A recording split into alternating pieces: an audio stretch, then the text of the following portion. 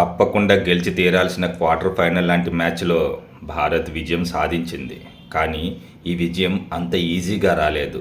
చాలా కష్టపడి భారత్ ఆటగాళ్ళు ఈ విజయం సాధించుకున్నారు. అందరూ మ్యాచ్ వన్ సైడే ఉంటుంది, భారత్ బ్యాట్స్మెన్లు అందరూ ఫామ్లోకి వచ్చారు, ఇక ఖచ్చితంగా గెలుపు మన వైపేనా అనుకున్నారు. కానీ నిన్న జరిగిన మ్యాచ్ అయితే వన్ సైడ్ మ్యాచ్ కాదు. భారత్ చాలా కష్టపడి గెలిచింది. చివరి ఓవర్ వరకు చాలా ఉత్కంఠంతో సాగింది ఈ మ్యాచ్. భారత్ టాస్ గెలిచి వెస్టిండీస్ని బ్యాటింగ్ దింపింది. మొదటి 2 ఓవర్లు బాగా వేసినా ఇక 3వ ఓవర్ నుంచి రన్స్ ఇవ్వడం మొదలు పెట్టారు. ఈజీ క్యాచ్లను వదిలేశారు. అభిషేక్ శర్మ ఈ మ్యాచ్లో 2 ఈజీ క్యాచ్లను వదిలేశాడు. ఫీల్డింగ్లో కూడా చాలా మిస్టేక్స్ జరిగాయి. వీటిని ఆసరాగా తీసుకుని వెస్టిండీస్ బ్యాట్స్మెన్లు చెలరేగిపోయారు. అసలు 160-170 పరుగులకి వెస్టిండీస్ని కట్టడి చేస్తారని అనుకున్నాం అందరూ, కానీ అలా జరగలేదు. భారత్ బౌలర్లు కూడా ఆశించినంతగా రాణించలేకపోవడంతో, దీనికి తోడు మన భారత్ చెత్త ఫీల్డింగ్ కూడా తోడవడంతో వెస్టిండీస్ 4 వికెట్లు మాత్రమే కోల్పోయి 195 పరుగుల భారీ చేతన్ని భారత్ ముందుంచింది. ఆ తర్వాత 196 పరుగుల లక్ష్యంతో దిగిన భారత్ ఎప్పట్లాగానే వణుకుతూనే స్టార్ట్ చేసింది బ్యాటింగ్. అభిషేక్ శర్మ జింబాబ్వేతో మ్యాచ్ బాగా ఆడినా మళ్ళీ ఎందుకో తడబడ్డాడు. అసలు గేమ్ ప్లాన్ 6 ఓవర్ల వరకు ఓపెనర్స్ ఉండాలని, 10 మీద రన్ రేట్ తీసుకెళ్తూ 1 వికెట్ కూడా పడకుండా ఉంటే ఖచ్చితంగా ఆ తర్వాత వచ్చిన బ్యాట్స్మెన్స్ దాన్ని ముందుకు సాగిస్తారని. కానీ అభిషేక్ శర్మ అనవసరమైన షాట్ ప్రయత్నించి అవుట్ అయిపోయాడు. ఆ తర్వాత వచ్చిన ఇషాన్ కిషన్ కూడా ఎక్కువసేపు క్రీజ్లో నిలబడలేదు. ఇద్దరు చెరొక 10 పరుగులు కొట్టి పెవిలియన్ దారి పట్టారు. వీళ్ళిద్దరూ వెంటనే అవుట్ అయిపోవడంతో భారతీయులందరికీ టెన్షన్ మొదలైంది. ఎందుకంటే ఈ మ్యాచ్ మనం తప్పకుండా గెలవాలి. ఈసారి భారత్ విజయం సాధించాలంటే ఏ ప్లేయర్ కీ రోల్ పోషిస్తాడు, ఏ ప్లేయర్ ఉన్నాడు అని ప్రతి ఒక్క భారతీయుడు ఆలోచించడం మొదలుపెట్టాడు. ఫామ్లో లేకపోయినా ప్రతి మ్యాచ్ ఫెయిల్ అవుతున్న టీం మేనేజ్మెంట్ అతని మీద నమ్మకం పెట్టుకుంది. టీం సభ్యులందరూ అతన్ని ప్రోత్సహించారు. భారతీయులకి ఏ కోసానో ఎక్కడో దగ్గర అతని మీద నమ్మకం ఉంది. ఎందుకంటే అతను క్రీజులో ఉన్నాడు కాబట్టి. ఈసారైనా ఫామ్లోకి వస్తాడా, ఫామ్లోకి వచ్చి మ్యాచ్ని మలుపు తిప్పుతాడా అని అందరం అతని గురించి ఆలోచిస్తూ ఆశగా ఎదురు చూస్తున్న సమయంలో ఆ ఆశలోనే ఒక మెరుపు మెరిసింది. ఆ మెరుపు పేరే సంజు శాంసన్. పవర్ ప్లేలో ఏ బాల్ 6గా మలచాలో ఆ బాల్ మాత్రమే 6గా మలిచాడు.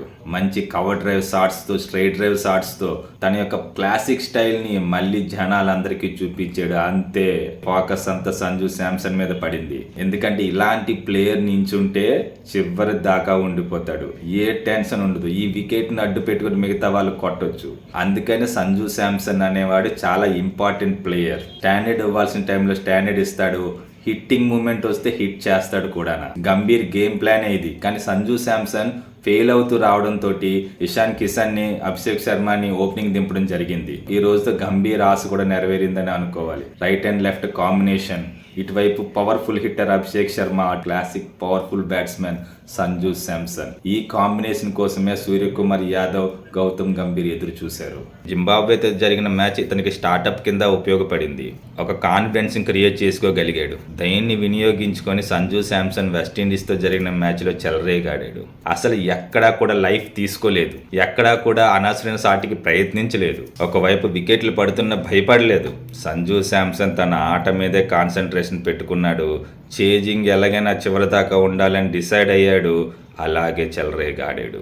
సంజు శాంసన్ వర్సెస్ వెస్టిండీస్గా మారిపోయింది నిన్న మ్యాచ్ అంతానా. అభిషేక్ శర్మ, ఇషాన్ కిషన్ని తక్కువ అంచనా వేయటం లేదు నేను. అభిషేక్ శర్మ, ఇషాన్ కిషన్ ఇద్దరు పవర్ఫుల్ హిట్టర్స్. వాళ్ళు ప్రతి బాల్ని గాల్లోకి లేపుదామనే చూస్తారు. ఒకవేళ కానీ వాళ్ళు క్లిక్ అయ్యారా ప్రత్యర్థులకి చుక్కలే, అందులో తిరుగులేదు. కానీ అవుట్ అయిపోతే చాలా త్వరగా అవుట్ అయిపోతారు.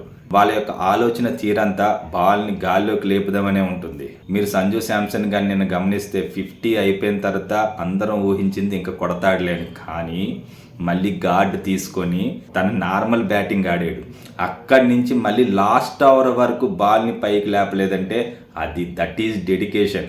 ఎందుకంటే నా పని ఇంకా అవ్వలేదు, నేను చివరి దాకా నిలబడి భారత్కి విజయాన్ని అందించే తీరుతాననే పట్టుదలతో ఆడాడు సంజు శాంసన్. 19వ ఓవర్లోనే బాల్ గాల్లోకి లేపాడు. అంతవరకు బాల్ని డౌన్ చేసి ఆడాడు, కానీ ఏ బాల్ని గాల్లోకి లేపలేదు. క్లాసిక్ బ్యాట్స్మెన్ అంత డేంజర్. వాళ్ళు ఉంటారు, వాళ్ళు ఆడుతూనే ఉంటారు. మనకు కనిపించదు వీళ్ళు ఆడుతున్నారా లేదా అనే డౌట్ కూడా వస్తుంది మనకి, కానీ స్కోరు మాత్రం పరిగెడుతూనే ఉంటుంది. సచిన్ టెండూల్కర్ సంజు శాంసన్ గురించి అదే చెప్పాడు. ఇలాంటి బ్యాట్స్మెన్ కానీ మంచిగా సానపెడితే వన్డే ఇంటర్నేషనల్ కూడా మంచి ఓపెనర్ దొరికినట్టే అని చెప్పాడు సచిన్ టెండూల్కర్. తను ఎందుకు అలా చెప్పాడు అనేది వెస్టిండీస్తో జరిగిన మ్యాచ్లో అందరికీ అర్థమయ్యే ఉంటుంది. సంజు శాంసన్ లాస్ట్ బాల్ 4 కొట్టి భారత్కి విజయాన్ని అందించి తనకు నచ్చిన దేవుణ్ణి ప్రార్థించి తన దేవుడికి కృతజ్ఞతలు చెప్పి చాలా రిలీఫ్ పొందాడు. తనే కాదు, తన ఫ్యాన్స్ కానీ భారతీయులంతా చాలా రిలీఫ్ పొందాడు. ఎందుకంటే రాబోయే మ్యాచ్లని నాకౌట్ మ్యాచ్లు, మంచి శుభారంభం కావాలి. ఇప్పటి వరకు మంచి శుభారంభం మనకి లేనే లేదు, ఒక్క జింబాబ్వే తోటే ఉంది. మ్యాచ్కో హీరో మహిళ సుమతి అని ఒక్కొక్క మ్యాచ్లో కష్టాలు ఉన్నప్పుడు ఒక్కొక్క హీరో ఆడుతూ వచ్చాడు. నెక్స్ట్ 2 మ్యాచ్లు నాకౌట్ మ్యాచ్లు, అక్కడ ఛాన్స్ తీసుకోవడానికే వీల్లేదు. మనకి ఎదురు తగిలేవి పెద్ద టీంలే, ఇంగ్లాండ్, మనం ఫైనల్కి వెళ్తే సౌత్ ఆఫ్రికా కానీ న్యూజిలాండ్ కానీ. సో ఓపెనింగ్ అనేది చాలా ఇంపార్టెంట్. అభిషేక్ శర్మ కానీ 6 ఓవర్ల వరకు నిలబడితే ఖచ్చితంగా 6 ఓవర్ల తర్వాత ఇషాన్ కిషన్ వస్తే పవర్ ప్లే ఉన్నా లేకపోయినా ఒకటే.